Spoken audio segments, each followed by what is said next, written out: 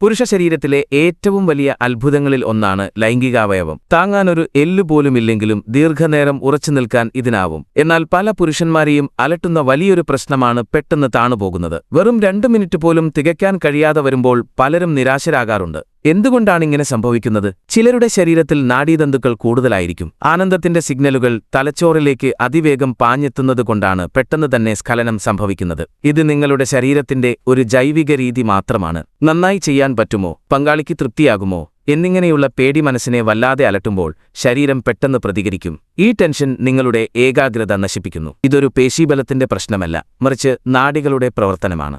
ഇതിനെ ശാസ്ത്രീയമായി neurological threshold എന്ന് വിളിക്കുന്നു. ഇതിനെ എങ്ങനെ മറികടക്കാം?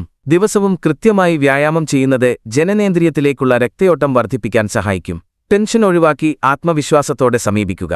പെൽവിക് ഫ്ലോർ വ്യായാമങ്ങൾ ശീലിക്കുന്നത് നിയന്ത്രണം വർദ്ധിപ്പിക്കാൻ സഹായിക്കും. സങ്കടപ്പെട്ടിരിക്കേണ്ട കാര്യമില്ല. കൃത്യമായ വ്യായാമത്തിലൂടെയും ചിട്ടയായ ജീവിതശൈലിയിലൂടെയും ഈ വേഗത നിങ്ങൾക്ക് നിയന്ത്രിക്കാവുന്നതേയുള്ളൂ. നിങ്ങളുടെ സുഹൃത്തുക്കൾക്കും ഒന്ന് ഷെയർ ചെയ്തേക്ക്. വീഡിയോ ഇഷ്ടപ്പെട്ടാൽ ഫോളോ ചെയ്യാൻ മറക്കല്ലേ.